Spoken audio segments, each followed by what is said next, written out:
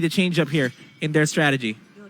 I don't think there will be any change-ups in strategies, but I'm sure and hope, I hope that in the end we'll see some another, I would say, interesting composition, at least for SMG. As I think that their idea for the draft is valid, and if anything, I like it. Honestly, it's just that they didn't make it work.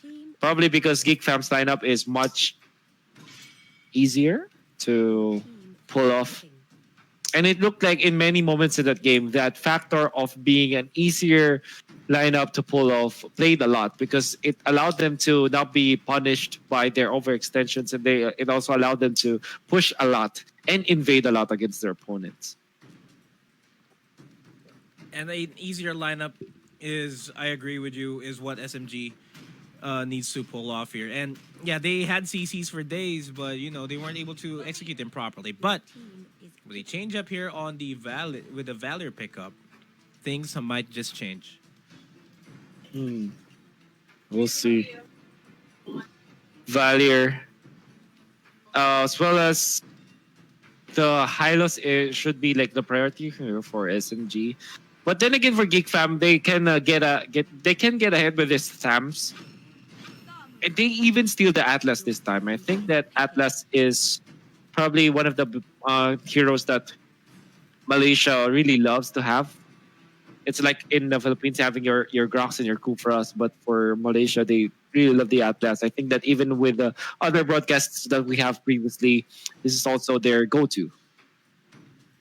Yeah, but because Atlas provides a lot of layer, well, not a lot of layer in team fights, but just the fact that a Fatal Lynx can really catch 5 people at all the same time more reliably than most of the tanks available should be good. Yes.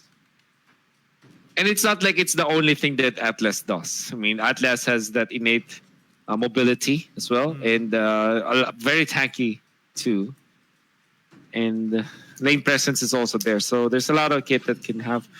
Sylvana in the Farsa prompts Geek Fam to secure the link so early, and it's not like it's going to be countered at all so easily, because the lack of Kaja, lack of Atlas from the side of SMG means that this lane will probably have a good time. So I honestly can't think of a good answer now for SMG apart from the Hylos or something solid like a Grok, but I mean like a Kufra. So that might be the ban actually from Geek Fam. But no, they go Cho. For Cho. Mm-hmm. They would need to ban out another side laner here. Jawhead would be a good ban, I think, for SMG. Yes. Or Uranus. Uranus. Don't want any of that 8G lifestyles. That's right. Up against them. Well, what do you think about this Valier and Farsa combo? Does this mean that Valier will be core or Farsa will be core? I mean, obviously, one of them will be core. I feel like it's the Farsa that's gonna be more of a core than Valor. Valor's gonna have to be a utility here, because that's going to be their primary disengage going up against this lane that can dive in at any time, and this Atlas as well. So it's a core Farsa as far as I can tell. Okay. No, I think I'll agree with you. There's a lot of setup though. Imagine this Sylvana having setup with the Farsa. I mean, Sylvana can set up the Farsa, and they would go Lolita to kind of just stop this. And like I said, I think it's natural just to go for the Hylos. It's probably the best tank that they'll have. They'll go funnel Hayabusa. So it's a side lane Sylvana and probably again a Farsa as well. Might be a side lane Hayabusa though. Mm-hmm. That's also true. It's great against the Ling in the sense that you can outplay the Ling.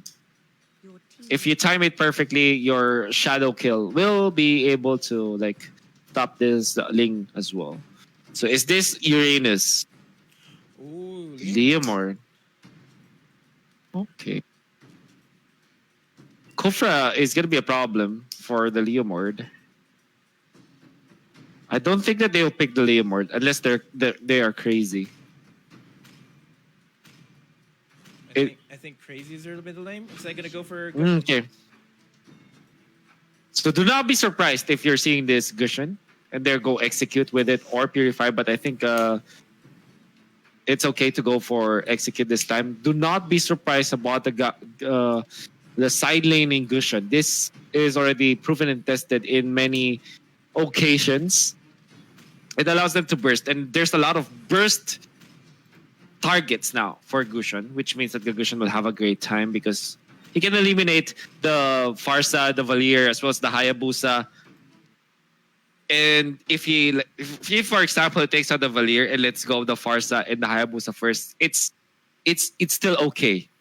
And that also is true if he kills off the Hayabusa first instead of the Farsa and the Valier. So all I'm trying to say is that no matter how Dominus decides this on where he will go to first and burst down first with the combo, it's all equally good for Geek Fam.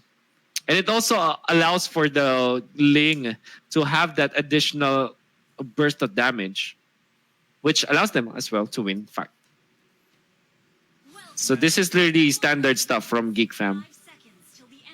Very standard, and we will find out if Geek Fam's standardness will will prove better with this. I'd say an exotic lineup by SMG. But you know, it's been proven time and time again that if you're just simple, you're good. Yeah. Oh, so this is weird, but it feels like it's a Farsa support. I don't know anymore, man. I'm just gonna enjoy the show. Let's just enjoy the show and see where this ride takes us. Hayabusa was gonna be the side lane there. Yeah, so it is indeed but wait for the blue buff actually. And who gets the red? Want to go for the kill on top. They want to punish this Gushen. So that's the way to go. So you might be... So this is a weird decision that that they chose. The SMG chose. They went for a kill of the Gushen, shutting him down. That's almost a sure kill because they have like 4 members. And that's just a level 2 Gushen. Gushen level 2 on the side lanes is the weakest. Honestly, so they start to dodge it out. Even with Purify. But they gave away their own red buff, which in turn will give them a little bit more gold, but their EXP is actually still okay. Wow, okay. If you look now at the EXP chart, you're going to see them leading by a significant amount. And maybe this is a good decision. Maybe I am wrong. Maybe they are right.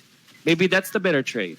Maybe you are Wolf, and they are we are the shoutcasters. That's also true. That's also true. We're just mere shoutcasters. They're the pro players. They know what they're doing. They know what they're doing, and they're really showing a variety in terms of how to play this current hero pools that we have for professional Mobile Legends. Yeah.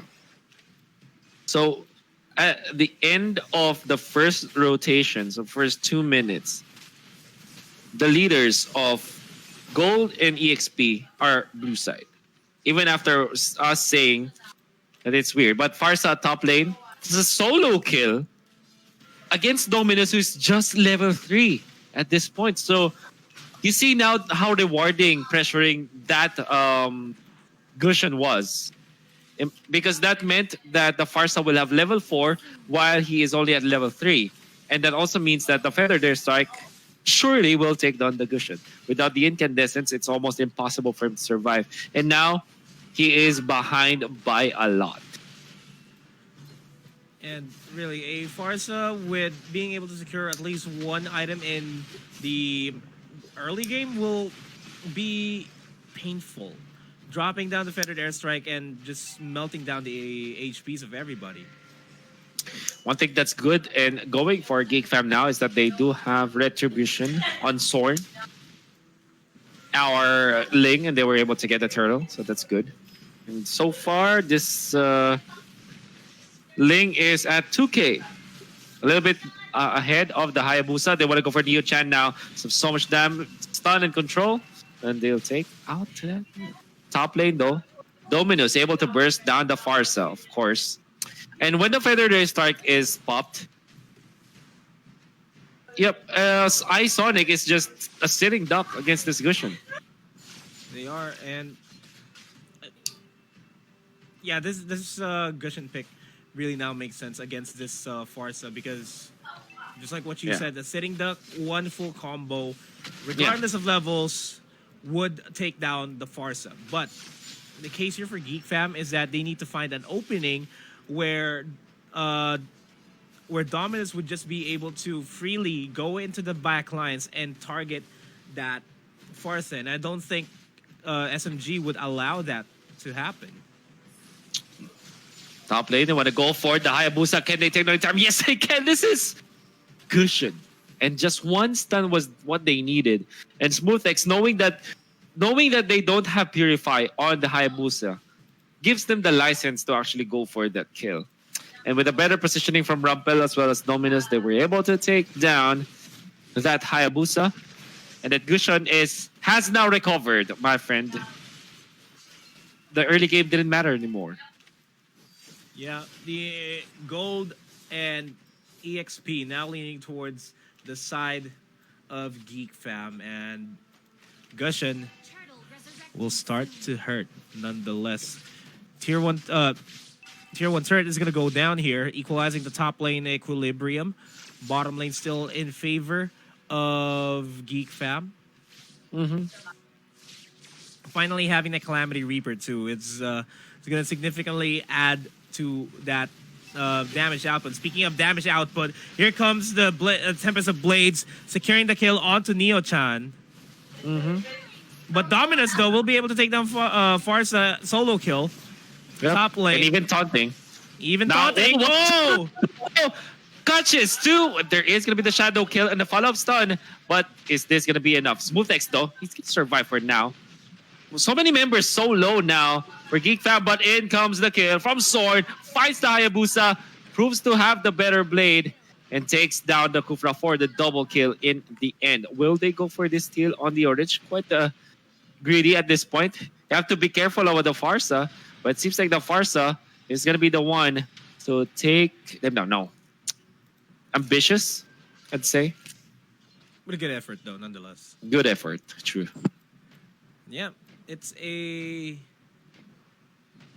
5,000 gold lead here for Geek Fam, and they're slowly but surely making sure that they secure the gold leads by securing this turtle. They're depleting the jungle kills here of SMG, and it's slowly starting to be a problem because how would Smooth be able to secure his power spikes? Secure his item spikes, I mean, when he can't even farm up in order for him to be able to split push the lanes. Sonic as well won't be able to at least build up enough items to dish out a lot of damage with the Feathered Airstrike. And that's where the macro play comes in for Geek Fam. And we see it happening right now. Top lane is going to be pushed up by Arts, and in the mid lane, top jungle, they're once again zoning the rest of Geek Fam out of here. And as I say that, there goes the kill onto iSonic. Smooth manages to barely survive there. Mali-chan is going to be next in line here. There goes the Fatal Links onto Mali-chan. But the HPs are low. They are going to be taken out, actually being secured by that Sylvana. But Gushin, Dominus, saves the day with just the swords bursting them out. If iSonic survived until that initiation, that combo from Neo-chan as well as Mali-chan, it would have been perfect for SMG, but that didn't happen. Of course, the Tempest of Blades, but nice timing to get away as they punish, or they will not be able to punish the Ling, but they still lost Raisha on this Valor. Man, a little bit of bad decision making from SMG. Like, the idea is there. The idea is good, but the actual execution, it's not the best. Now Dominus out for blood. If he knows that the quad shadow is out, he might go for the initiation, and he can take out the Sylvana. This time SmoothX pops the ultimate, but Sword just stacks it through. They know that they can take him down after that one, and they indeed kill down SmoothX. And they know that they are now leading by so much. GEEK Fam poised to take this game. Nice Tempest of Blades, but even better, Searing Torrent as they punish Zorn. Beautiful combo from the Valier as well as this Gufra. And a bit of banter for both Yeah. of these sides. They're having fun this game. They're having fun. And despite this being a tournament to show who is the best in the region, it still, it still shows how good of friends these guys are outside Yes. of the game. That's right. They are close. They know each other so well. They have been sparring against each other for the longest time, I'm sure. GEEK Fam and SMG. Then again, we'll see how they will approach the Lord timing now. As Ozoraviki does have the Athena shield. Or was that Immortality? It was Immortality. Well, does have the Athena shield and Immortality. Yes, that's right. That's a freshly picked up Immortality. And then now they'll sweep the buffs, giving one to the Gushan. Gonna really love to have that if you're the Gushan. The Lord is going to be the next objective here. And really, if the game lasts longer, I feel like SMG would have a good time, and a good time Gushan will have. But that is going to be Neo-chan surviving with 1 HP in a dream. Mali-chan going to try to look for an opportunity to slow them down, but he has to back off because the HPs are low. Zorn zones out the rest of the team in order for SMG to not be able to retaliate there. And Mali-chan is overstaying his welcome here. Isonic's going to be next in line here. He's low in HP. Just a spikes, just a sword is going to be more than enough to secure the kill. Now, that's already -1. That's Isonic now. SmoothX really wants to go for Rumpel this time. Rumpel not going to survive. Very nice punish in there as Rumpel was so aggressive. So that's 1-for-1 after a very long fight. After all the abilities thrown, as well as all the outplays done. They still only lost one member each. But this means that the Lord, though, they're feeling it. Without the tank, without the Atlas, they might not be that confident in taking this fight, but now they found Mali-chan. No immortality for this Kufra, but the Kufra will bouncing ball away. And this Arts is in a big fight. Nice cancel on that Numenon blast. But I don't think it's going to be enough because Tempest of Blades is not going to be catching that Neo-chan at all. A nice bouncing ball there to knock up Zorn to not be able to dash in any further back into the back lines here. Smooth will be dealing with this Ozoraveki. Mm-hmm. That's really Numenon blast not available too. Yeah, that's true.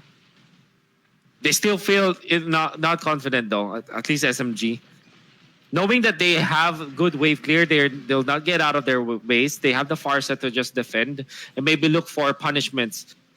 Maybe they are conceding the Lord this time because it's almost impossible for them to get out of their base and just run upwards, go to the Lord area and steal this one off. They have retribution on SmoothX, but that is a very scary attempt to have if they do attempt to take the Lord.